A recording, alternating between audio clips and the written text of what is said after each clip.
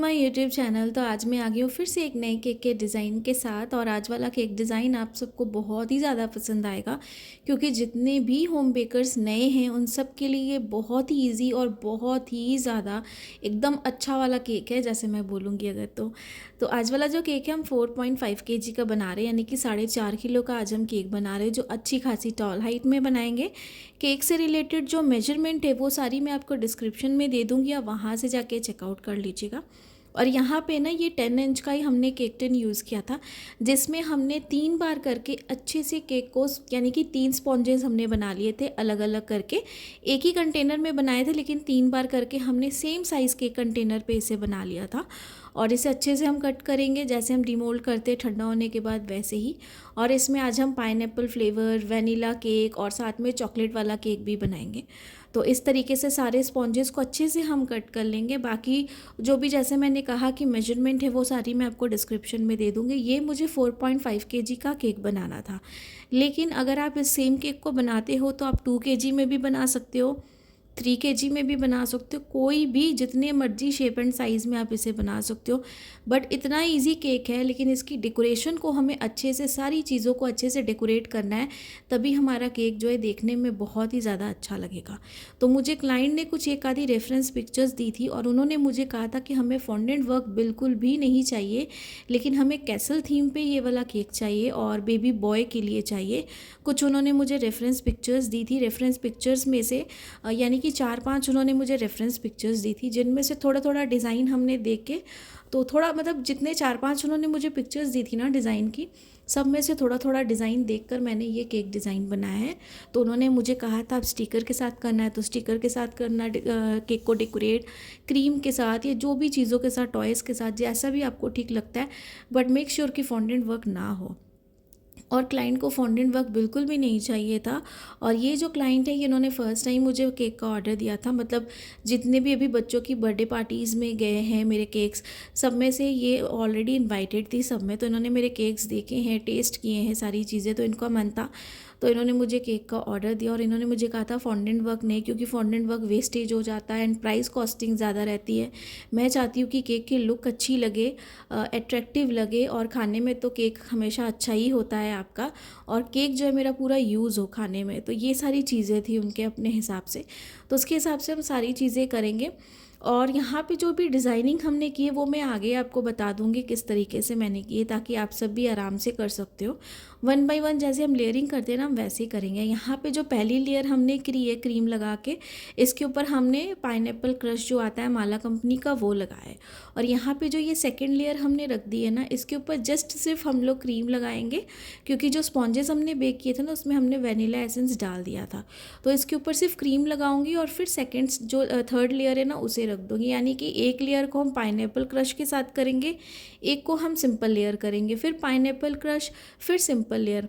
क्योंकि क्लाइंट को pineapple flavour भी चाहिए था, वनीला फ्लेवर भी चाहिए था, और साथ में चॉकलेट फ्लेवर भी चाहिए था। तो केक की जो टॉप लेयर है ना, उसे हमने केक टिन जो था वो टॉल हाइट का लिया था, वो भी मैं आपको दिखा दूँगी, यानी कि डिस्क्रिप्शन में वो भी मेंशन कर दूँगी। और उसमें हमने चॉकलेट स्पॉन्ज जो था वो बेक किया था, गुडरिच कंपनी का जो हम चॉकलेट प्रीमिक्स अभी यूज़ कर रहे हैं वो किया था। और यहाँ पे ये हमने जियोन का प्रीमिक्स यूज़ किया था केक बनाने के लिए। तो बस यहाँ पे जैसे मैंने कहा, क्रीम हमने सिंपल लगा ली, यहाँ पे इसे हमने वनीला बेस रख दिया, इसके ऊपर थर्ड लेयर, और थर्ड लेयर के ऊपर अब जो है हम फिर पाइनएप्पल क्रश यूज़ करेंगे। और जैसे कि क्लाइंट की जिस तरीके से डिमांड होती है, हम वैसे ही फुलफ़िल करने की पूरी कोशिश करते हैं। क्लाइंट को चाहे जितना भी सिंपल टेस्ट चाहिए हो या फिर डिज़ाइन चाहिए हो, उसके हिसाब से सारी चीज़ें हैं। तो बाकी 1 बाय 1 जैसे है सारी चीज़ें वैसे ही हम करते जाएंगे, और इस केक को ना पूरा अच्छे से इस तरीके से ही पूरी लेयरिंग करके कंप्लीट कर लेंगे हम। तो ये देखिए केक हमारा पूरा लेयरिंग करके ना अच्छे से कंप्लीट हो गया, ये पूरी बॉटम लेयर। और जिस तरीके से हमने यहाँ पे बॉटम लेयर की आइसिंग करी है ना, सेम तरीके से हम टॉप वाली लेयर की भी आइसिंग करेंगे, जो कि हमारा चॉकलेट स्पॉन्ज है। और चॉकलेट स्पॉन्ज में जैसे हम क्रीम लगाते हैं और कैरामल सॉस लगाते, साथ में कुछ चोको चिप्स भी मैं डालूंगी, क्योंकि क्लाइंट ने कहा था चोको चिप्स या फिर चॉकलेट श्रेड करके आप डाल देना कोई सी भी। तो मैं चोको चिप्स अच्छे से भर के डालूंगी उसमें। और यहाँ पे सारी चीज़ें हैं केक की ना, हमने यहाँ पे एकदम अच्छे से आइसिंग कर ली थी। तो फटाफट ये पार्ट करी थी, क्योंकि केक भी बड़ा था और भी मेरे ऑर्डर्स थे।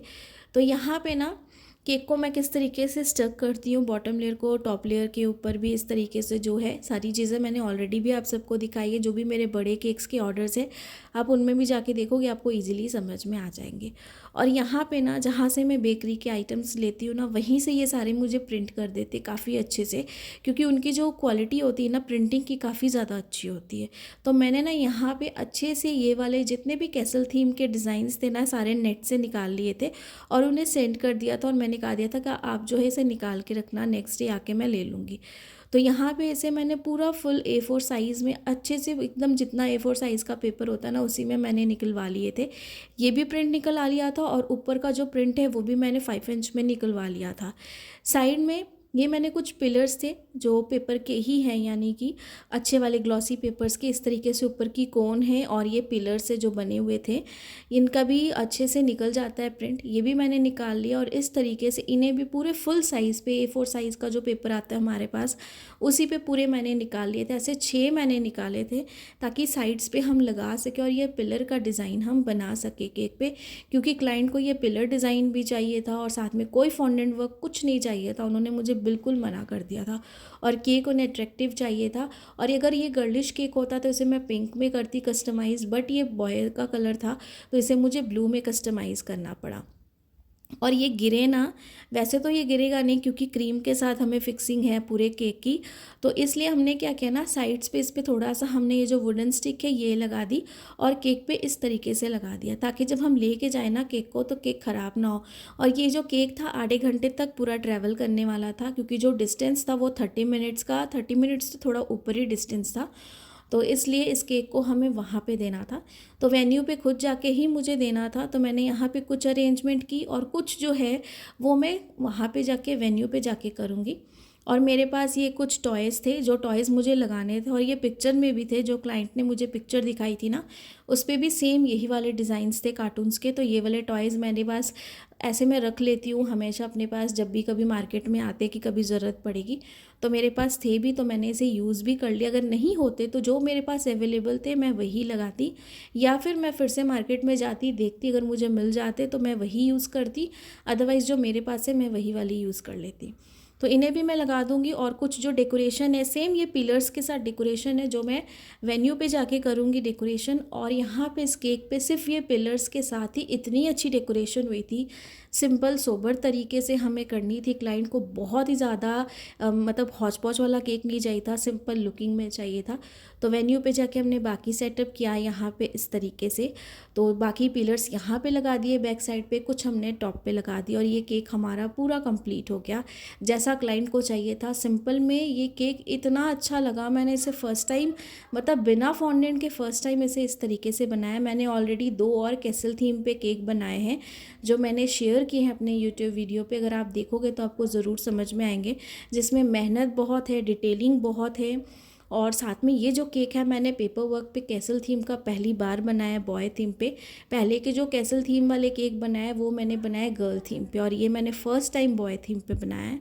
और आधे घंटे तक मतलब जो वेन्यू था वो दूर था, तो सारी चीज़ें केक का प्राइसिंग लेके, वेन्यू का जो भी जगह थी वहाँ पे जाके केक को देने से लेके सारी चीज़ें लेके जो केक का प्राइस मैंने 5000 रुपीज़ चार्ज किया था, क्योंकि केक बहुत ज़्यादा भारी था और इसे बहुत आराम से ना मैं लेके गई थी, मेरी हालत ख़राब हो गई थी। बाकी केक बहुत अच्छा बना था और क्लाइंट को बहुत ही ज़्यादा पसंद आया, बाकी सारे गेस्ट को भी पसंद आया। आई होप कि आपको भी बहुत ज़्यादा पसंद आया होगा। जो भी नए बिगनर्स हैं ना ज़रूर इसे ट्राई करिएगा और मेरे साथ पिक्चर्स भी ज़रूर शेयर करिएगा। और जो डाउट्स होते हैं ज़रूर पूछा कीजिए, पूरी कोशिश करूँगी आप सबके डाउट्स क्लियर करने की पूरी कोशिश करूँ। और ऐसे ही बस जैसे आप कमेंट्स करते हो, ढेर सारा प्यार करते हो ना, बिल्कुल ऐसे ही करते जाइएगा। अगर वीडियो अच्छी लगी होगी तो लाइक सब्सक्राइब ज़रूर करिएगा। Thanks for watching.